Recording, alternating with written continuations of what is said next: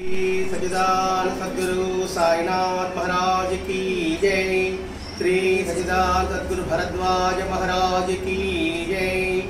बुद्धं शरणं गच्छामि, धर्मं शरणं गच्छामि, संघं शरणं गच्छामि। సద్గురు శ్రీ సాయినాథుని యొక్క సాన్నిధ్యంలో ఆచార్య ఎక్కిరాల భరద్వాజ మాస్టర్ గారి యొక్క కృపా కటాక్షాలతో ఈరోజు బుద్ధ ధ్యాన హృదయంలోని అంశాలని వివరించుకోవడానికి ప్రయత్నం చేస్తున్నాం. ఈ బుద్ధ ధ్యాన హృదయం అనే గ్రంథంలోని భావాన్ని మనం గ్రహించడానికి మొట్టమొదటి ప్రయత్నం చేయాలి. బుద్ధ అంటే జ్ఞానాన్ని పొందినవాడు. ఆ జ్ఞానాన్ని పొందిన వాడిని యొక్క లక్షణాలని బుద్ధితో గ్రహించి ప్రయాణం సాగించడమే. అంటే అనుభవజ్ఞులైన దగ్గర వాళ్ళ దగ్గర శిక్షణ పొందినట్లు అనే విషయాన్ని మనం ఈ గ్రంథంలోని అంశాన్ని మనం గుర్తుపెట్టుకోవాలి. ఈరోజు బుద్ధ ధ్యాన శిక్షణా తరగతులు గత వారం వివరించుకున్నాము. బుద్ధ ధ్యానానికి ఏమిటి సాధన, ధ్యాన పద్ధతి ఏమిటి అని వివరించుకున్నాం. ఈరోజు బుద్ధ ధ్యాన శిక్షణ తరగతులు. ఏమిటి ఆ శిక్షణ తరగతులు? అసలు శిక్షణ అంటే ఏమిటి? శిక్షణ అంటే మన మనసుకి ట్రైనింగ్ ఇవ్వడం. ఇక్కడ శరీరానికి ట్రైనింగ్, మైండ్ ట్రైనింగ్ అంటారు దీన్ని. మన మనసుకి ట్రైనింగ్ అంటే శిక్షణ ఇవ్వడం. అంటే ఏంటి? మనసును నియంత్రించి ఏమవుతుంది? సమతుల్యత వస్తుంది. ఎప్పుడైతే సమతుల్యత ఉంటుందో, అంటే సమభావం ఉంటుందో, ప్రశాంతత ఉంటుంది. ఆ ప్రశాంతత సాధించడానికే సాధన. సాధన అంటే ఏంటి? ఒక లక్ష్యం మీద దృష్టి పెట్టుకొని దాన్ని అభ్యాసం చేసి దాన్ని పొందడమే. ప్రతి ఒక్క మనిషి ఏం కోరుకుంటారు? శాంతి కోరుకుంటాం. ఇప్పుడు శాంతి మంత్రంలో ఉన్న భావం ఏమిటి? ఓం శాంతి శాంతి శాంతి అంటున్నాం కదా, అనుకుంటున్నాము కదా. మరి ఆ శాంతి శాంతి శాంతి అనుకోవడం వరకైనా దానిని అనుభవించడమా? మరి దాన్ని అనుభవించి అంటే దానికి తగిన విధానాన్ని ఆహ్వానించడం. ఆ తగిన విధానం ఏమిటి? మనసును సమతుల్యంగా ఉంచడం. నియంత్రణ అంటే ఏదో బిగబెట్టుకుండడం కాదు. ఆ బిగబెట్టుకోవడం అంటే అది కొంతమేరగా ఉంటుంది. అందుకని సులభమైన మాటలో సమతుల్యత. ఎప్పుడైతే సమతుల్యత ఉంటుందో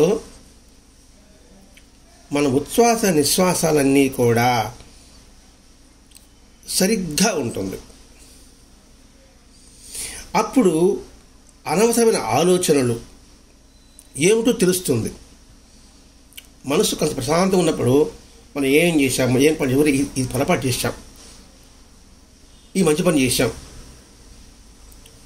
అని గమనించడానికి అవకాశం ఉంటుంది. మనసు ప్రశాంతత లేనప్పుడు ఏమవుతుందంటే అన్నీ గజిబిజిగానే ఉంటుంది, అన్నీ నెగిటివ్గానే అనిపిస్తుంది, ఇంకా పాజిటివ్ భావమే ఉండదు. కాబట్టి ఇక్కడ మనసును సమతుల్యం చేసుకోవడానికి మార్గం ఏమిటి అంటే మన ఆలోచనలో పట్ల నిరంతరము ఎరుక కలిగి ఉండు, గమనిస్తూ ఉండు. ఎటు పోతుంది ఆలోచన? మంచి వైపు వెళ్తుందా, చెడు వైపు వెళ్తుందా? చెడు వైపు వెళ్తే మనకు చాలా ప్రమాదం. కాబట్టి ఆ పోయే మనసుని బయట లాగడం. ఏది అవసరమో దాన్ని తీసుకుంటాం, ఏది అనవసరమో దాన్ని వదిలిపెడతాం. ఇది ప్రతి ఒక్క జీవితంలో ప్రతి అంశంలో కూడా ఉందండి. కూర్చోవడం కావచ్చు, తినడం కావచ్చు, నడవడం కావచ్చు. ఇదే కదా బుద్ధుడు మీరేం సాధన చేస్తానంటే ఏం చెప్పాడు ఆయన?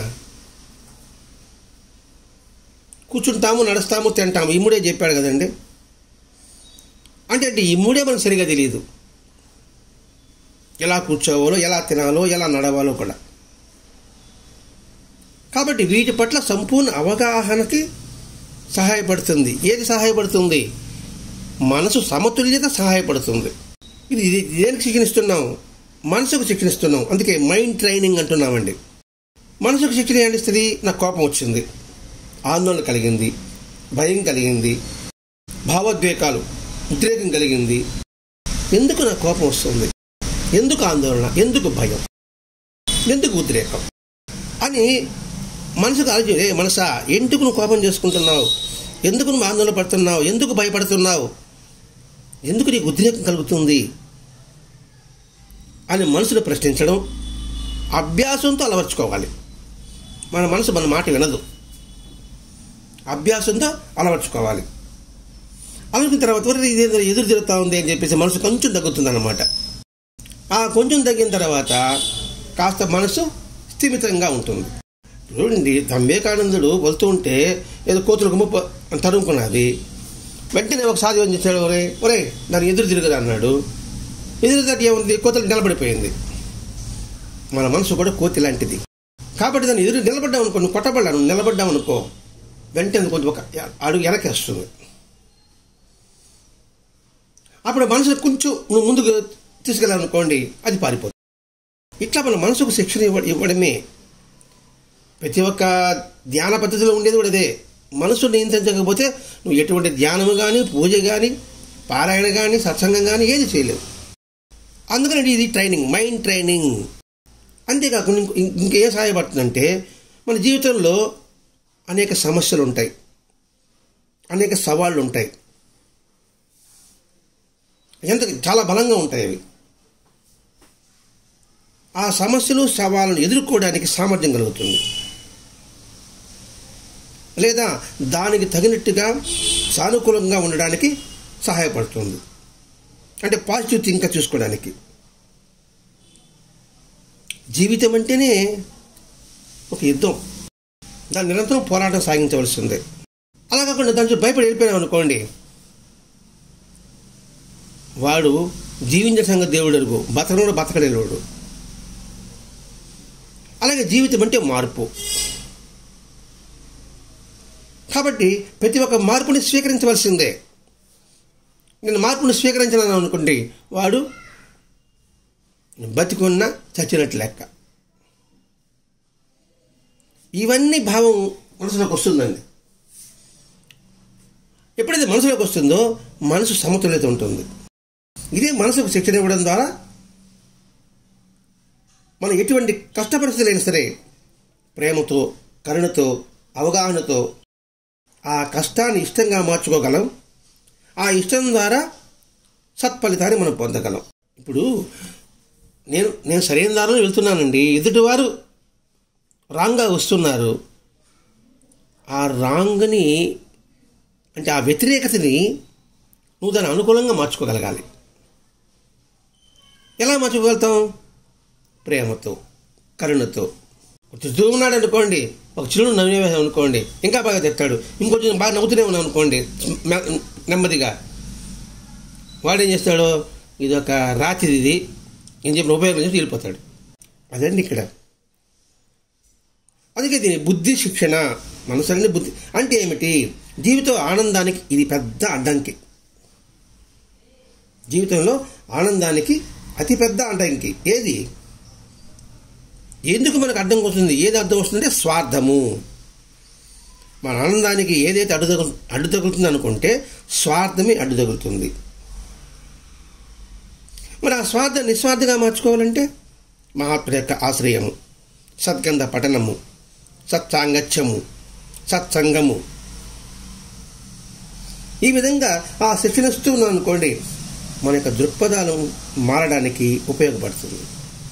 అందుకని భరద్వాజ మహర్షి మనకు సత్సంగాన్ని ఇచ్చింది. ఈ సత్సంగ విధానం ద్వారా మన యొక్క ఆలోచన ధోరణి మారుతుంది, మన యొక్క దృక్పథము మారుతుంది. ఎప్పుడైతే మారుతుందో అదే సంతోషానికి లేకపోతే ఆనందానికి అదే మూలాలు, అదే కారణమవుతుంది. ఆలోచించి మన గత జీవితం ఎలా ఉన్నాం, సత్సంగం పరిచయం లేనప్పుడు ఎలా ఉన్నాం, సత్సంగం పరిచయం తర్వాత ఎలా ఉన్నాం. అంటే సత్సంగం పరిచయం అయితే పూర్తిగా మారామని కాదండి. మన ఆలోచన దృక్పథం మారింది, కొంచెం మారింది, కొద్దిగా ఒక 10% మారింది. 10% మారింది కదా. అదండి ఈ శిక్షణ క్రమంలో ఉండే విధానం. దానికి ఏం చేయాలి? సామాన్య స్మృతి సాధన అన్నాడండి. ఇది పెద్ద అసామాన్యం చెప్పలా, సామాన్య స్మృతి సాధన. దీనికి కాలపరిమితి లేదు, నిరంతరం సాగించవలసిందే, ఉదయం నుండి సాయంకాలం వరకు. అన్ని సాధన సమయమే. అన్ని సాధన సమయం అంటే ఏమనుకోవాలి? నిద్ర లేచిన మొదలు పడుకునేంత వరకు ప్రతి పని కూడా ఇది భగవంతుడు నాకు ఇచ్చిన పని అని భావించడమే సాధన సమయం. ఏదో ఒకటి, నేను పళ్ళు తోముకోవడం కూడా సరే, నేను భగవంతుడికి పళ్ళు తోముతున్నా, స్నానం చేస్తున్నా, భగవంతుడి స్నానం చేపిస్తున్నా. అయితే ఇప్పుడు అనుకుంటాం, మళ్ళీ ఒకసారి మారిపోతుంది. అంటే ఆ సమయమంతా ఒక ప్రధానమైన ధ్యేయ వస్తువుపై దృష్టిని లేక ఎరుకునే ఉంచుకోవాలని కాదండి ఇక్కడ. అంటే నిరంతరం ఆ ఎరుకుతో ఉండాలి అంటే వీలు కాదు. కానీ ఎంతవరకు సాధ్యమో అంతవరకు నేను ఉండొచ్చు. బాబాకి కాకబలికి అన్నం పెట్టమన్నాడు కదండి. అన్నం పెట్టడం అనుకుంటే సత్యం చెప్పుకున్నాం. అన్నం ఈ భగవత్ స్వరూపం మనం భావించి భగవంతుడికి నివేదిస్తున్నామని మనం పెట్టాలి అని అనుకుంటున్నాం. మొదలు పెడతాం, చివరి వరకు ఆ ధ్యాసలో ఉండగలుగుతున్నామా? ఉండలేకపోతున్నాం. ఇంతకుముందు అన్నం ముద్ద పక్కన పెట్టామా? లేదు. ఇది సత్సంగం పరిచయం కాకముందు. ఇప్పుడు సత్సంగం పరిచిన తర్వాత అన్నం ముద్ద పక్కన పెట్టేటప్పుడు నీకు ధ్యాస ఉందా లేదా? అంతవరకే చెయ్యి. మధ్యలో ఆ భావం తొలగిపోయే సంఘటనలు కూడా జరుగుతాయండి, సమయాలు కూడా ఉంటాయి. అందులో ఎప్పుడైతే నువ్వు సాధన ప్రారంభిస్తావు అనుకుంటావో అప్పుడు ఎక్కువగా వస్తాయి అన్నమాట.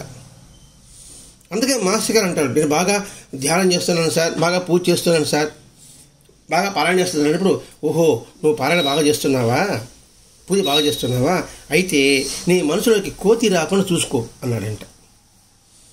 ఇంకేముందా? మొట్టమొదటి కోతి గుర్తు వస్తుంది.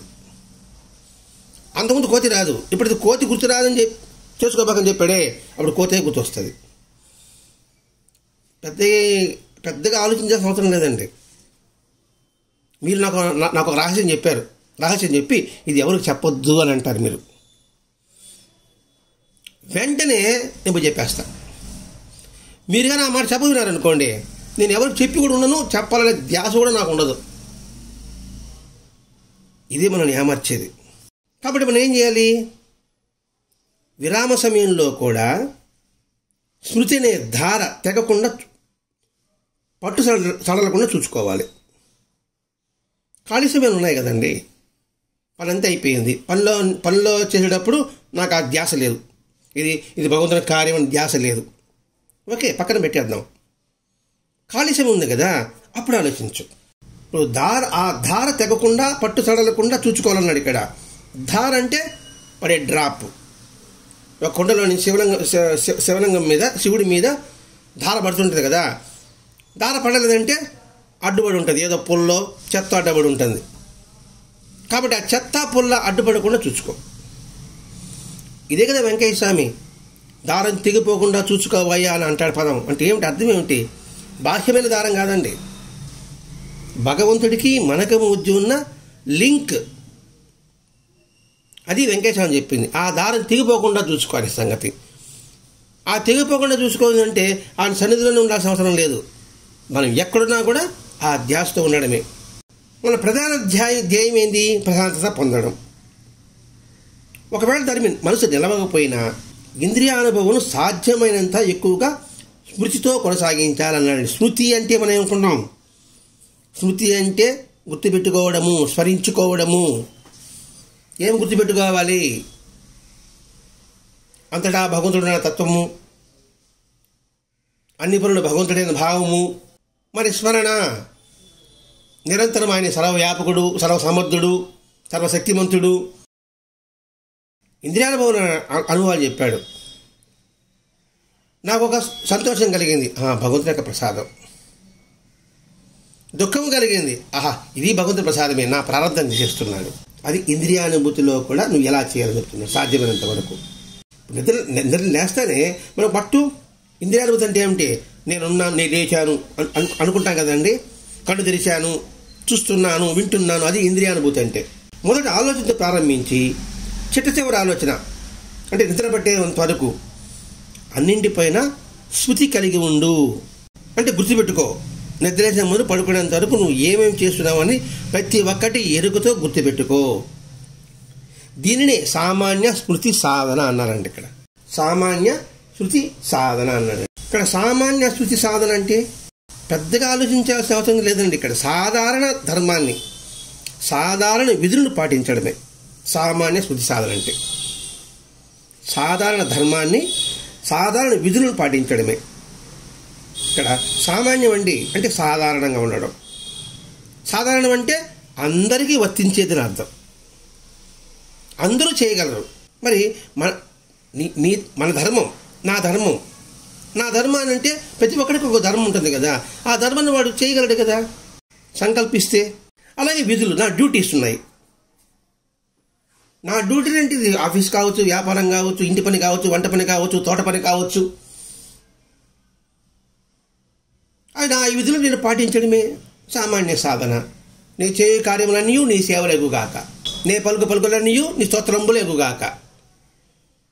నే పలుకు పలుకులని నీ స్తోత్రంబులేగుగాక అంటే మనం చెడు మాట్లాడతామండి. ఇక్కడ సామాన్య విధి అన్నాడు అంటే ఏమిటి? మంచి మాట్లాడు, మంచి విను, మంచిని చూడు. ఈ మూడు అందరికి వర్తించేదే కదండి అర్థం. స్మృతి సాధన ధర్మశాస్త్రాలను అనుసరిస్తూ సాధన చేయడము, ఇది ఆధ్యాత్మికలో మొట్టమొదటి అడుగు. ధర్మశాస్త్రం తెలుసుకోవడమే కష్టం, తెలుసుకుని అనుసరించడమే, అనుసరిస్తే అది మొదటి మెట్టంట, మొదటి అడుగు అంటది. 100 అడుగులకి 1 అడుగు. మనం ఎక్కడున్నామో, అడుగు వేస్తున్నామా, అడుగు వెనకలు ఉన్నామో ఆలోచించుకోవడమే ఎవరికి వారికి కూడా. ధర్మశాస్త్రాన్ని అనుసరిస్తూ సాధన చేయడమే అంటే ఏంటి? నేనేం పని చేసినా అది ధర్మచక్రంలో ఉందా లేదా, నేను మాట్లాడుతున్నా ధర్మంగా ఉందా, చూస్తున్నా ఆ ధర్మంగా ఉందా, నేను సేవిస్తున్న ఆహారం తీసుకుంటున్నా అది ధర్మంగా ఉందా. ప్రతి ఒక్కటండి, అది ఇది అని కాదు, అన్నీ కూడా నేను చేసేది ధర్మబద్ధంగా ఉందా లేదా అని ప్రతి క్షణము ఆత్మపరిశీలన చేసుకుంటూ ఉండడమేనండి. ఇదేం చేస్తుందంటే మనస్సుని శుద్ధి చేయడానికి సహాయపడుతుంది. అంటే ఏమిటి? చిత్తశుద్ధి కలుగుతుంది. ఇప్పుడు మనం చేసే పూజలు, పారాయణలు, సత్సంగాలు, భజనలు ఇవన్నీ కూడా ఏదో ముక్తికి మోక్షానికి దారి కాదండి, మనసు శుద్ధి చేయడానికి ఉపయోగపడుతున్నాయి. ఇదే మొదటి అడుగు. అంటే ఎవరు నమ్మకపోయా, నేను బాగా భజన చేస్తున్నానండి, నేను బ్రహ్మాండంగా పాడుతున్నానండి, నేను బ్రహ్మాండ సత్సంగం చెప్తున్నానండి, నేను రోజు గుడికి పోతున్నానండి, నేను ఇన్ని పారాయణ చేశానండి, ఇన్ని సేవా కార్యక్రమాలు చేశానండి అంటాను నా బోటిగాడు. ఒరే, ఇవన్నీ కూడా నీ మనసు శుద్ధి చేసుకోవడం కోసం ఉపయోగపడుతుంది, అంతకుమించి దేనికి ఉపయోగపడదురా అని చెప్తున్నాడు ఇక్కడ భరద్వాజ మహర్షి గారు. కాబట్టి ఇక్కడ ఆ సాధనని ఒక నిర్దిష్ట లక్ష్యం కోసం నిరంతరం కృషి లేదా అభ్యాసం చేయడమే. సామాన్యం గురించి చెప్పుకున్నాం, స్మృతి గురించి చెప్పుకున్నాం, సాధన గురించి చెప్పుకుంటున్నాం. ఎందుకంటే ఇక్కడ సామాన్య స్మృతి సాధన అని చెప్పారు కదా. ఏమిటి ఆ సామాన్య శృతి సాధన అంటే? ఏంటి? పోవడము, నిల్చోవడము, కూర్చోవడము, పడుకోవడము. వింతగా ఉంటుంది ఈ బుద్ధుడి యొక్క మాటలు. ఇదేం సాధన అని అంటాం అంటే గమనించు, మనం ఒక వస్తువు కావాలని కోరికలలో ఆ కోరిక మీదే దృష్టి కలిగి ఉందా, నిర్దిష్ట దృష్టి కలిగి ఉందా అని ఆలోచించు. ఆ దృష్టి కలగబోయే ముందు వచ్చే మార్పును గమనించు.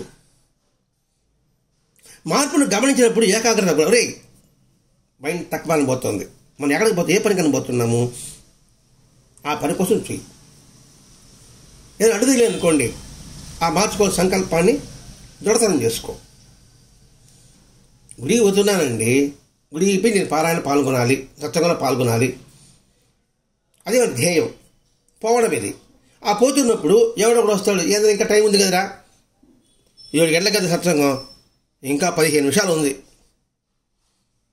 అన్నప్పుడు గుర్తున్నాడు, ఒరే ఈ 15 నిమిషాలు ఉన్నాయనుకొని ఇతరుతో కలిసామంటే అరగంట అయిపోతుంది అని అతనితో వెళ్ళాలనే సంకల్పాన్ని మార్చుకోవడం. రాత్రి పడుకోబోయేటప్పుడు, పొద్దున లేవబోయే ముందు తాను పడుకున్న వైఖరి, అందులో పడక యొక్క స్పర్శ చూడండి ఎంత సూక్ష్మంగా చెబుతున్నాడు ఇక్కడ. మనం దీనే మధ్య పడుకునేటప్పుడు ఈరోజు మనం ఏం చేశాం, ఎన్ని మంచి పనులు చేసాం, ఎన్ని మంచి ఆలోచన చేసాం, ఎన్ని పొరపాటు చేసాం,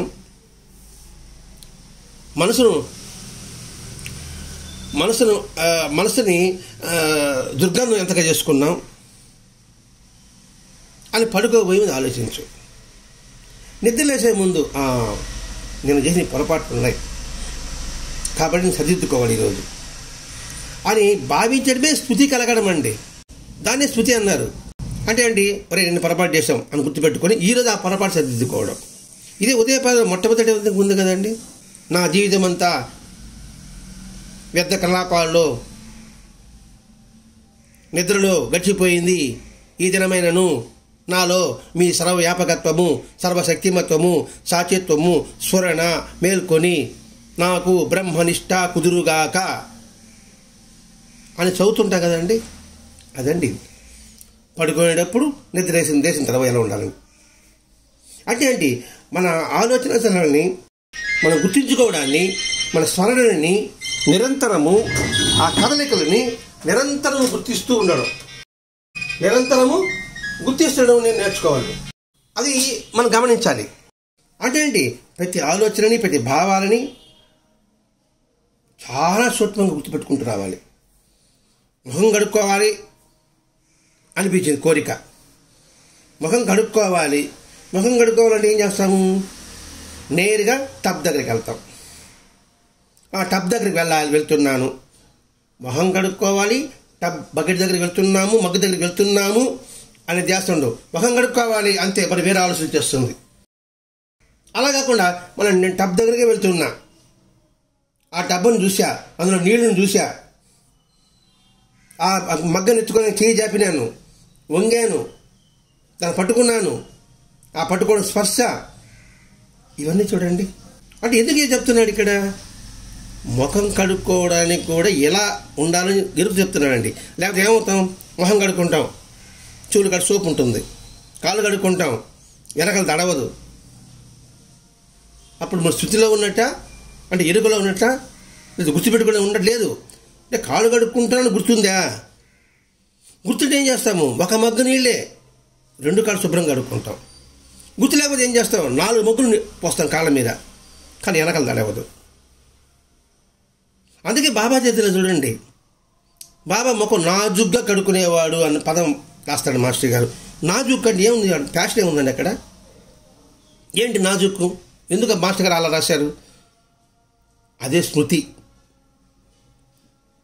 అదే స్మృతి అండి. ముఖం కడుక్కోవడం కూడా మన చేత కాలేదు. నిల్చోవడం ఎలా నిల్చుకుంటున్నాం, స్టడీగా నిలబడి ఉంటున్నాం మనం. అలాగే కూర్చోవడం ఎంత మేర స్టడీగా కూర్చుంటున్నాం. అలాగే పడుకోవడం ఎట్లా పడుకుంటున్నాం. మామూలుగా ఏమంటే ఎడం పక్క పడుకోవాలట, ఆరోగ్యానికి మంచిది. మరి ఎంతమంది అలా ఉంటున్నాం మనం. దాన్నే స్మృతి సాధన అని చెప్పడం ఉద్దేశం అంటే, ఎలా పడుకోవాలో తెలుసుకో, ఎలా నడవాలో తెలుసుకో, ఎలా కూర్చోవాలో తెలుసుకో. ఇంట్లో పెద్దలు వచ్చారు అట్లా కూర్చుంటాం, పెద్దలు పైన ఉంటే మనం కూడా పైన కూర్చుంటాం. ఇవేండి ముందు అదిగో చెప్పాడు, మన జీవితంలో జరిగే సంఘటనలన్నీ కూడా నిరంతరం గుర్తించు అని చెప్పడం అండి. ఇక్కడ ఆయా పనులు చేసేటప్పుడు మనలో కలిగే సుఖ అసుఖ భావాలను గుర్తించు. ఒక పని చేస్తున్నావు, బాధ ఉంటుంది, కష్టము ఉంటుంది, సంతోషము ఉంటుంది. ఎక్కడ బాధ వచ్చింది, ఎక్కడ సంతోషం వచ్చింది గుర్తుపెట్టుకో. ఇప్పుడు తప్పు తెలిస్తే కదండి సర్దిద్దుకోవడానికి అవకాశం ఉంటుంది. తప్పు తెలియకుండా పని చేసుకుంటూ పోతున్నాం అనుకోండి, యాడ్ సర్దిద్దుకోగలుగుతాం మనం, అవకాశం ఎక్కడ ఉంటుంది. ఇతర ఆలోచనలు ఊహలు కలిగినప్పుడు వరి అలా ధరను గుర్తించు. అంటే ఎందుకు అలా పొరపాటు జరుగుతుందంటే, ఏకాగ్రతని మనస్సు వల్ల కలుగుతుంది. అంటే ఏమిటి, త్రికరణ శుద్ధిగా మనకి పని చేయలేకపోతున్నాము. త్రికరణ శుద్ధి అంటే ఏంటి, మనస వాచ కర్మణ తెలిస్తేది. దాని ఏకాగ్రత కూడిన మనస్సు అంటారు. ఏదనంతే కదండి, ఏకాగ్రత ఉంటేనే పని సఫలమవుతుంది, లేకపోతే విఫలమవుతుంది. ఇప్పుడు తింటున్నామని గుర్తు మనకి ఎంతవరకు ఉందండి. ఇది పరబ్రహ్మ స్వరూపము అనే భావంతో మనం తింటున్నామా? మాట్లాడుతుంటాం, చూస్తూ తింటుంటాం, టీవీ చూస్తాం, ఏదో ఒకటి చూస్తుంటాం. అందుకే పెద్దలు ఏమన్నారు, తినేటప్పుడు మాట్లాడకూడదు అంటే మన పెద్దలు ఈ సాధన పరి చెప్పకుండా విధానం చెప్పారు. నచ్చేటప్పుడు మన కాళ్ళ మన కొట్టుకోకూడదు, నచ్చేటప్పుడు నేలకు ధన్ ధన్ ధన్ ధన్ నడుస్తాము, అలా నడవకూడదు. ఎందుకు చెప్పారు ఇవన్నీ కూడా? భూమాత నువ్వు తన కాలు తొక్కడం ఏంటి? మామూలు తొక్కుతున్నాము, మరి తనడం ఏమిటి? ఇదే అండి స్మృతి సాధన.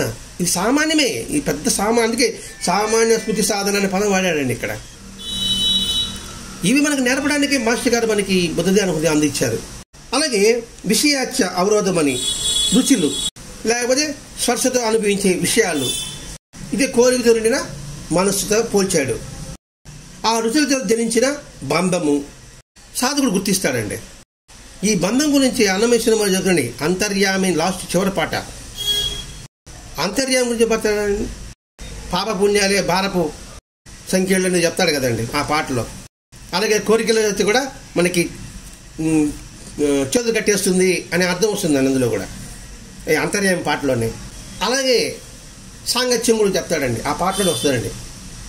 సాంగత్యం వల్ల కూడా మనసు చంచలమవుతుంది అన్నాడండి. అంతర్యామి పాట వింటే మనకు అర్థమవుతుంది చివరి పాట. అది సాధకుడు గుర్తిస్తాడు, వరే పొరపాటు చేస్తున్నాడని. కాబట్టి ప్రతి ఒక్కటి కూడా స్మృతితో అనుభవించాలి. అంటే స్మరణతో, ఎరుకతో.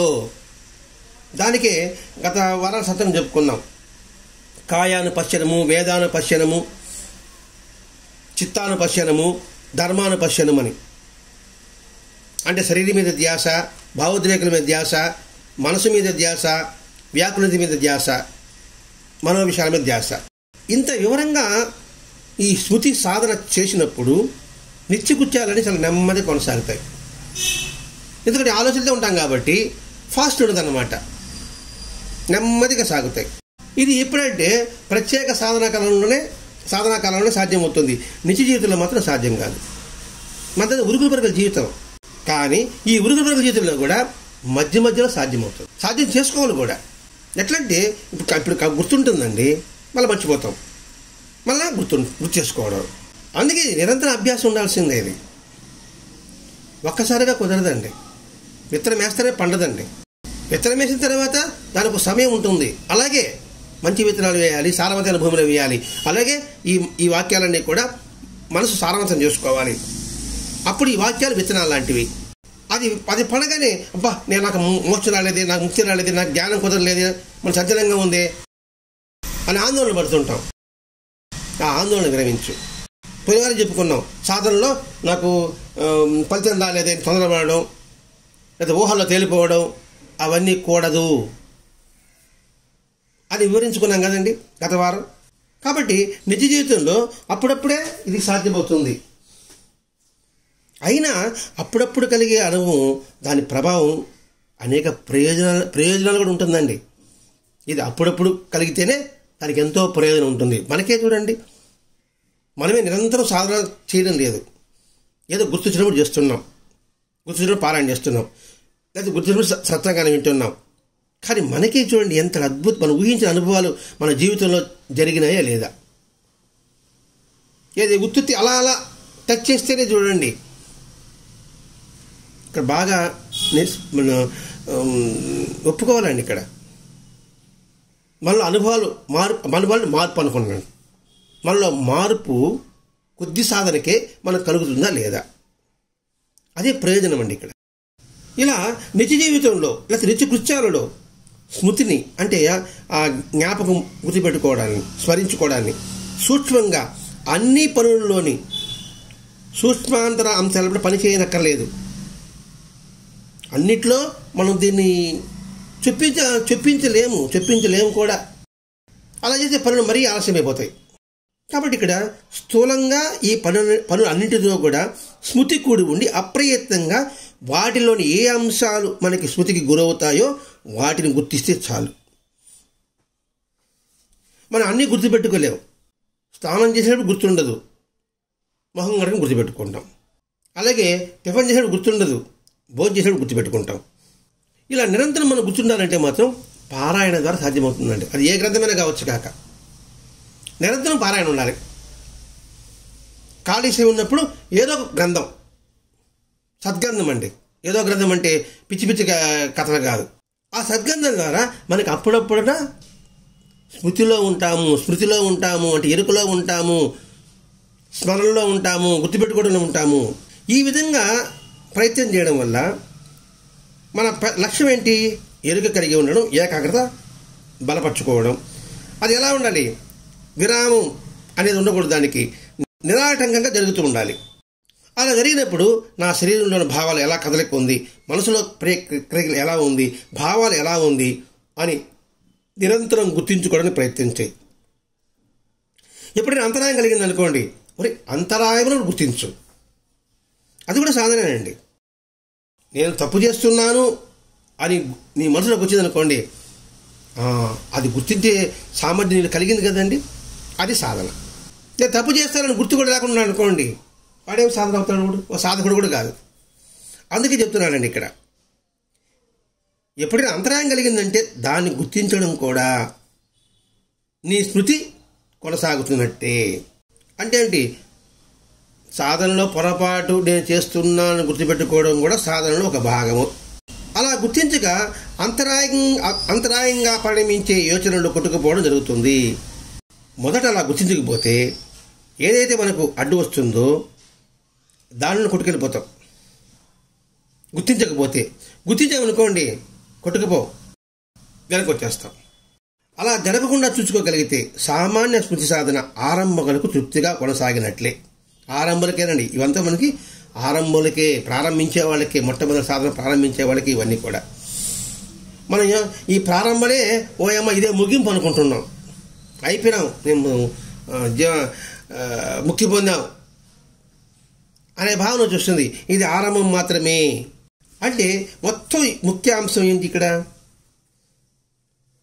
సామాన్య స్మృతి సాధన అంటే, శిక్షణా తరగతులంటే సాధారణ ధర్మసూత్రాలను గుర్తించుకొని వాటిని అనుసరిస్తూ సాధన చేయడం.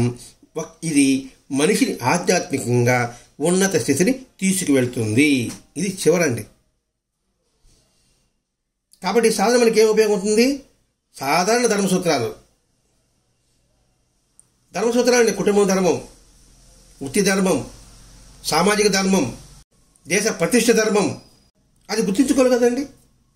దేశాన్ని ఏ విధంగా ఉపయోగపడుతున్నాను, సమాజానికి ఏ విధంగా ఉపయోగపడుతున్నాను, నా ధర్మాన్ని, కుటుంబ ధర్మాన్ని ఎలా నిర్వర్తించాలి అని ఏది చేస్తే సమాజం బాగుంటుందో, దేశం బాగుంటుందో, కుటుంబం బాగుంటుందో, నేను బాగుంటానో దాన్ని గుర్తించుకొని దాన్ని అనుసరిస్తూ అభ్యాసం చేస్తూ సాధన చేయడమే. ఇది ఏం చేస్తుంది? ఇది మనిషిని ఆధ్యాత్మికంగా ఉన్నత స్థితికి తీసుకెళ్తుంది. అదే మన ధ్యేయం. ఉన్న స్థితి నుంచి ఉన్నత స్థితికి వెళ్ళాలి. అంతేగాని ఏదో వచ్చాము, ఉన్నాము, వెళ్ళాము అని కాదు. అనేక జీవులు అలాగే వెళ్ళిపోతున్నాయి. కానీ మనం ఈ మానవ జీవి అలా ఉండకూడదు. ఒక సార్థకత ఉండాలి. సార్థకత ఉండాలంటే ముందు మనల్ని మనం సంస్కరించుకోవాలి. సంస్కరించుకోవాలనుకుంటే అబ్బా వాడండి బాగుపడ్డాడు, వాడిని ఆదర్శంగా తీసుకోవాలి అంటే ఏంటి? సమాజానికి ఇదే విధంగా ఉపయోగపడ్డాం కదండి. అదండి ఈరోజు మనకి భరద్వాజ మహర్షి గారు ఈ బుద్ధధ్యాన శిక్షణ తరగతుల ద్వారా మనకి ఇక్కడ మైండ్ ట్రైనింగ్ ఇప్పించాడు. ఆ మైండ్ ట్రైనింగ్ పట్ల నిరంతరము స్మృతిలో ఉంటూ అది దారి తప్పకుండా దిక్సూచిలాగా ఉపయోగపడుతుంది సత్సంగం. అది గుర్తించి మనం ఆధ్యాత్మికంగా ఆధ్యాత్మికత అంటే ఏమిటండి? మనల్ని మనం ఉద్ధరించుకోవడంలో ఉన్నత స్థితిని పొందుదాం అనేదే ఈరోజు మాస్టర్ గారు మనకు అందించిన గొప్ప సందేశం. స్వస్తి. సచిదానంద సద్గురు సాయినాథ్ మహారాజ్ కీ జై. శ్రీ సచిదానంద సద్గురు భరద్వాజ మహారాజ్ కీ జై. బుద్ధం శరణం గచ్ఛామి, ధర్మం శరణం గచ్ఛామి, సంఘం శరణం